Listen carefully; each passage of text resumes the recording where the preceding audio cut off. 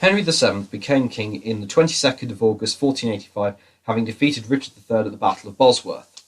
Now, Henry's claim to the throne was very weak, so immediately after the battle, he does a number of steps in order to make sure that his reign is beginning to become more secure. He dates his reign from the day before the Battle of Bosworth, thereby ensuring that anyone who fought on the Yorkist side could be designated a traitor.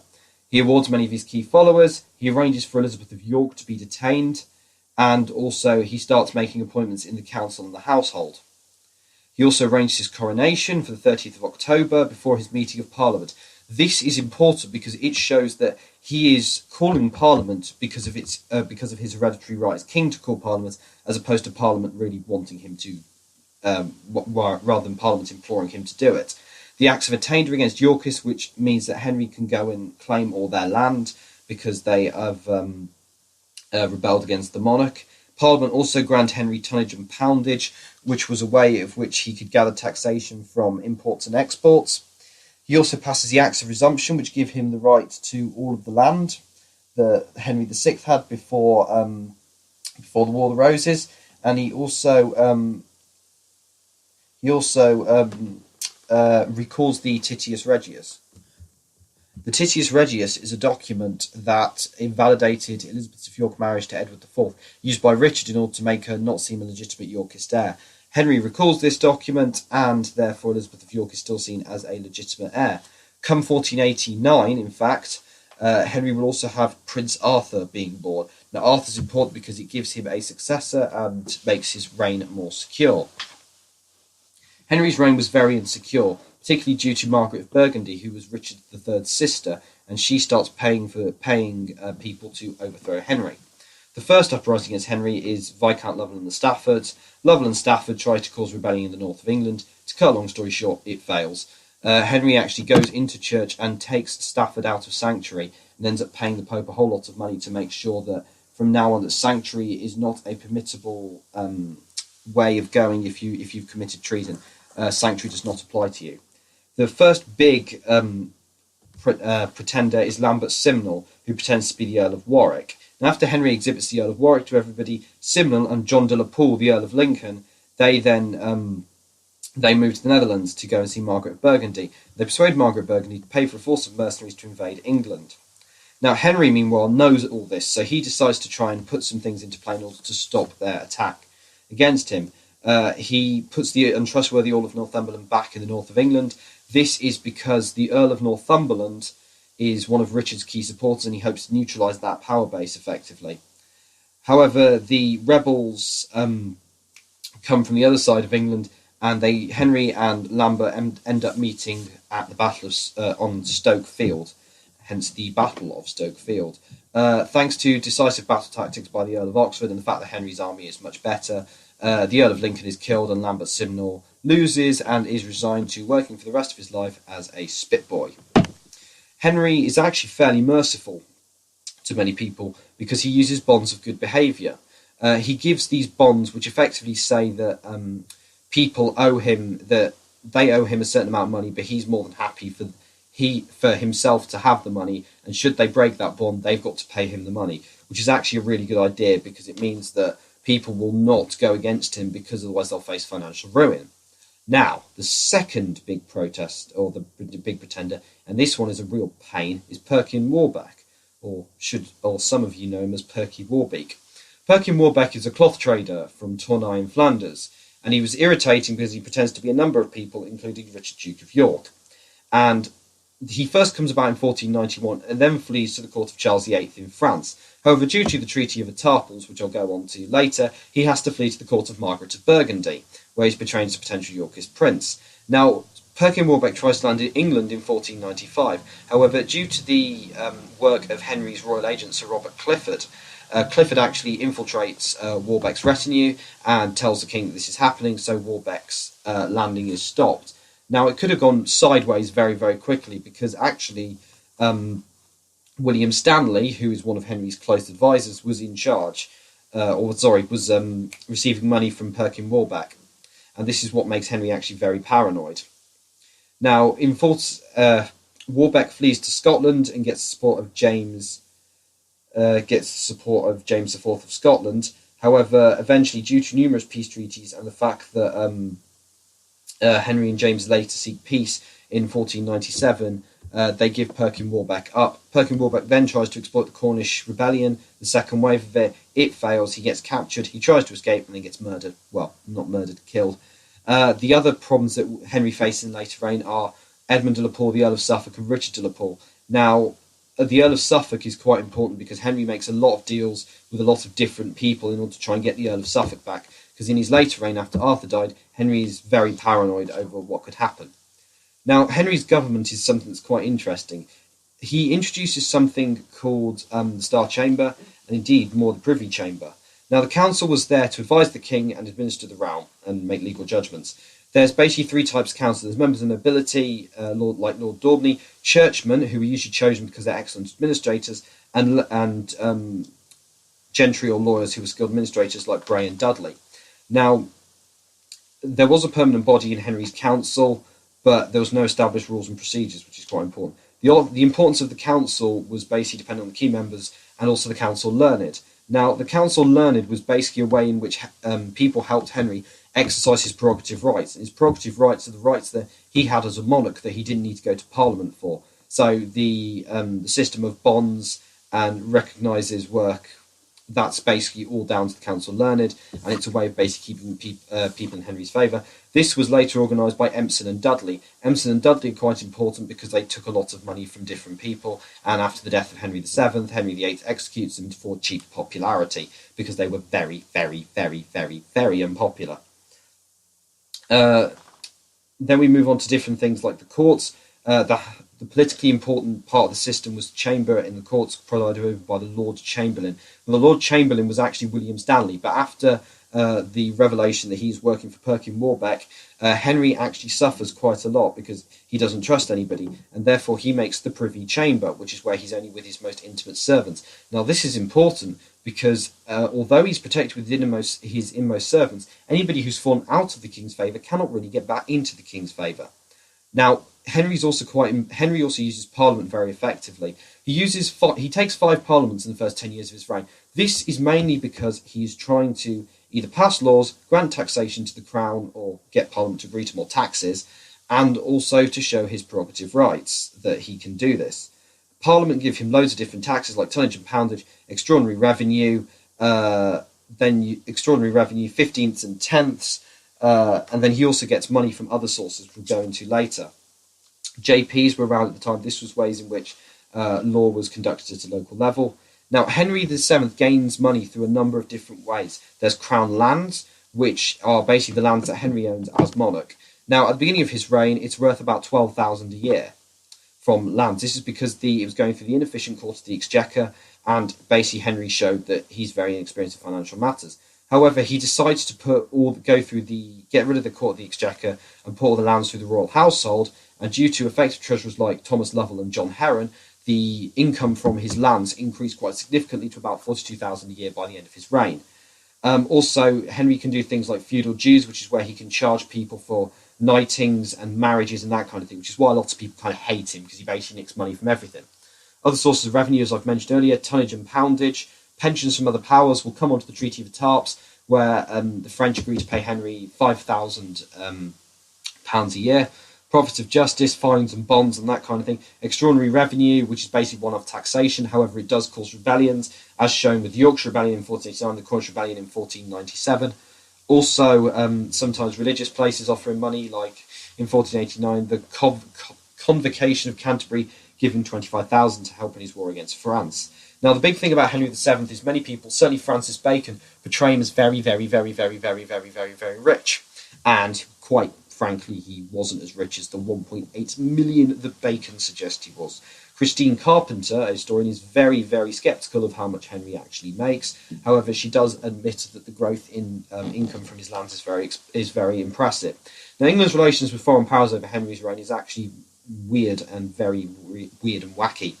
Now, we move on to Brittany and France first. Now, Brittany, Duke Francis is one of the people who supports Henry, and when Richard was in charge, and in fact when most of the Yorkists were in charge, Duke Francis is very kind to him and he helps him and take back the crown. Now, the problem is that Duke Francis is old and he has a daughter called Anne, and he doesn't want Anne marrying Charles VIII, at which point Brittany becomes under the French crown. Now, he does this for two reasons. He likes the Bretons, and he doesn't want the French to get control of Brittany for fear they'd invade England. Now, he eventually becomes friends with Maximilian, who is the Holy Roman Emperor, and Maximilian gets a marriage by proxy in order to marry Anne. However, due to continual pressure from Charles, Anne gives up and marries Charles VIII instead of Maximilian. Now, this annoys Henry because there's a whole English army that is made up of volunteers in the same way that the men who went over the border from China to North Korea are volunteers, stranded. Now, what Henry does is he's very, very clever. He gambles on Charles not wanting to wage war on him because he wants to invade Italy, and invades very late in the campaigning season in 1492, and he is able to negotiate with Charles on the Treaty of Étampes. Now, the Treaty of Étampes is a treaty that is actually very generous to Henry. It's the payment of 742,000 crowns in total to Henry for basically ordering an army. So Charles basically pays Henry's army budget, and it's 50,000 crowns an annum. Now we move on to Burgundy, the Netherlands, the Holy Roman Empire. Now this is more interesting because a lot of English trade, in particular the cloth trade, comes through the Netherlands and the Holy Roman Empire. Now this is one of the things where Henry, in his desire for security, starts messing about with what actually the people in his country want. Now, because Margaret of Burgundy is a general pain to Henry, and starts and supports Lambert Simnel and Perkin Warbeck and all the rest, Henry decides to put a trade embargo on the Netherlands and doesn't trade with them for 3 years. And this was eventually solved with the Intercursus Magnus, and eventually trade normalises again. But this is only really when Margaret agrees to give up Perkin Warbeck. And it's one of the things that annoyed a lot of merchants because he's showing that he's putting dynastic interests over the interests of his countrymen. Now, Spanish diplomacy is equally as fascinating and interesting. The first thing is that Ferdinand of Castile and Isabel of Aragon, they unite Spain in their happy, loving marriage. Henry does a treaty with them called the Medina del Campo in 1489, which was a way in which he could offer some international peace and also promote England as a foreign power. The two monarchs agreed not to offered mutual protection in the event of an attack, didn't harbour rebels or pretenders, and a marriage between Arthur and Catherine of Aragon. There are problems, though. Arrangements of the royal marriage did not go smoothly. Ferdinand was reluctant to allow it because Perkin Warbeck was still threatening Henry's life. And although the death in Arthur in 1502 causes more complications, because they've argued about the size of the dowry even before Arthur died, and now Henry just wants to forget about Arthur and say, no, Catherine should marry Henry. Ferdinand's not so keen, because then all loads of mad stuff happens, Isabella dies, and Henry just kind of screws up a lot with Spain, really. Now, however, Joanna the Mad, or before she was Joanna the Mad, and her husband Philip of Burgundy set sail to Spain in 1506, but forced to take refuge in England. As a result, Henry signs the Intercursus Malus with them, and also gets the return of the Earl of Suffolk. Now we move on to Scottish diplomacy. Anglo-Scottish relations were often tense, and 1595, James gets Perkin Warbeck and marries her off to Lady Catherine Gordon. Now, in 1496, a small Scottish army come over, and Henry's not especially pleased, to say the least. Cornish rebellion, that annoys him even more because it means that he has to divert his army from one end of the country to the other end of the country and not really sort out Scotland. However, they do agree at the Treaty of Ayton, and this helps normalise relations, and is eventually finalised with the Treaty of Perpetual Peace, where James marries Henry's daughter, the Princess Margaret. And usually when a marriage happens, this means they're going to stay at peace. Ireland is equally interesting. Usually the main people in charge of Ireland, because although the English king has rights over Ireland, his rights don't exactly extend for a lot of distance. The dominant figure in Ireland was the Earl of Kildare. Now, Henry's not a big fan of the Earl of Kildare because the Earl of Kildare supports Lambert Simnel. So Henry introduces something called Poynings Law, where Sir Edward Poynings, who is a commander under Henry, he basically rules Ireland. Although Prince Henry is supposed to rule Ireland, Poynings does all the work. Poynings re-establishes royal authority, but it's very, very expensive. And basically, Poynings' law in 1495 says the Irish Parliament could pass no laws without the prior approval of the English Crown. The strategy is too expensive, and Henry doesn't like it because when he has to try and finance the invasion of Scotland, and it just goes bye-bye for him. And however, Kildare then at this point decides to follow Henry loyally, and Henry doesn't have any other problems. Now, succession and marriage alliances is quite important because he has Arthur, he has Henry, but come like 1500 to 1509, Henry does get very, very, very, very paranoid. And this is because his wife dies in 1503 and Arthur dies in 1502, which means he's on the marriage market again, so he can marry other powers, but he's not keen on it, and he's only got one heir. And this is at the point where the Earl of Suffolk is really still alive. Now we move on to what English society is like. The nobility were mainly the ones who dominated the landscape. Not a surprise, really. And you kind of got the king, but this thing called the Great Chain of Being is introduced, where you've got the king, the nobility, the gentry, the yeomen, and the labourers, and then you've got the beggars at the bottom, unsurprisingly. Now, one of the big problems that Henry has during his reign is something called bastard feudalism. Now, bastard feudalism, also known as retaining, is basically where instead of necessarily getting paid for something like military service, people might get local office or grants of land. Now, bearing in mind you're not supposed to have land unless you're a landowner, giving people bits of land as a way of paying them is a way in which they basically become feudal lords without being a lord. So this is one of the reasons why Henry's not particularly happy about it. Henry also does things about stopping lords from having large armies. There are certain exceptions to the rule, like in the north and also in Wales, where they are allowed to maintain their own armies. This is an act that comes in 1504. But Lord Bergavenny, in particular, is one that basically strays from the law quite a lot, and he is fined the enormous sum of £100,000. However, Henry probably lets him off fairly quickly, and Bergavenny probably doesn't even pay that much, but we have no record to prove that. Now, at this point, the Black Death has occurred. Peasants are wanting more money. Well, they want the right to farm their own land. They don't want to be serfs, and then they start farming their own land. Now, then something called enclosure comes about. Enclosure is the act of taking common land and basically using it for sheep farming, which annoys a lot of peasants because it means there's no work. Anyway, Henry's government does actually try and stop enclosure to a degree. An act was passed in 1489 that stopped enclosure on the Isle of Wight, but that's mainly for military purposes as opposed to anything else. There was another one that was supposed to forbid the destruction of houses attached to 20 more acres of land. It was never put in place, but it shows that at least the government did consider this seriously. As far as towns goes, there is a huge growth. There is something called the Tudor population crisis, which is basically where loads and loads of people have lots of kids, and therefore the population increases very, very quickly. However, due to things like the increase in trade, in ships and that kind of thing, towns grow. There are guilds. Guilds promote their interests, so there's a guild of tanners, a guild of merchants, everything. They protect the wages of people who work there, the hours of work, and that kind of thing. The two biggest guilds in the 15th century were the merchant tailors and the merchant staplers. The merchant tailors were the cloth trade, the merchant stapler was the export of raw wool. Now, this is where it gets really interesting, because the merchant staplers soon decreased, because raw wool is not really... raw wool is a trade that decreases actually quite significantly over Henry's reign. Now, the merchant adventurers are self-finished cloth. Now, finished cloth has an increase of 60% over Henry's reign, and although there's a slight dip in the the trade embargo against Margaret of Burgundy, finished cloth does increase, and it's actually fairly decent finished cloths as well. But anyway, the merchant adventurers are the ones who deal with finished cloth, and as they get patronage from Henry VII, they get certain privileges, but they also have to assist him in certain things. Like Henry gets custom duty, he patronises the merchants, he even gives them 7 of his navy ships. In 1489, I believe, the Navigation Acts come in. The Navigation Acts are basically where it's a law that says English cloth must be carried in English ships. This is a way in which, 1, they can rebuild the navy, and 2, increase work through shipbuilding. And this is why Henry kind of has a large navy when he needs to. Henry, however, expects the merchants to supply him with short-term loans. And this is kind of the deal that they strike between them. As I've already said about the wool and cloth industry, at the beginning of Henry's reign, raw wool or unfinished wool is about 90% of the trading.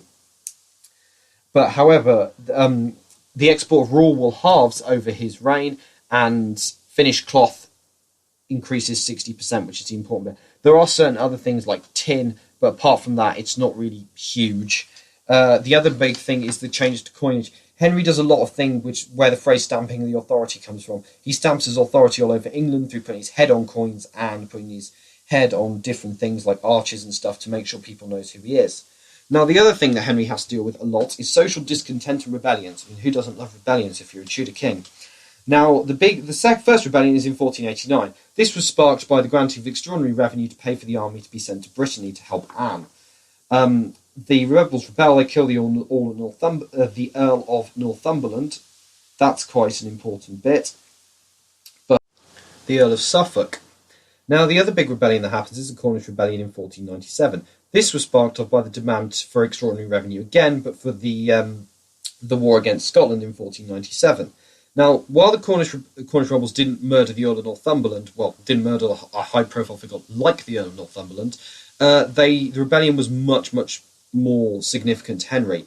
There was up to 15,000 people involved, certainly in the first wave. Perkin Warbeck tried to exploit the second wave, and the rebels marched on London, only being halted at Blackheath, which is fairly close, which is one of the reasons why Henry is very paranoid. I've already spoken to you about the cloth trade, but the other big thing is that Henry is very good at sacrificing revenue and trade in exchange for securing his dynasty, notably the Intercursus Magnus and the Intercursus Malus. Well, the Intercursus Magnus, should I say. The Intercursus Malus was never signed, was never taken seriously.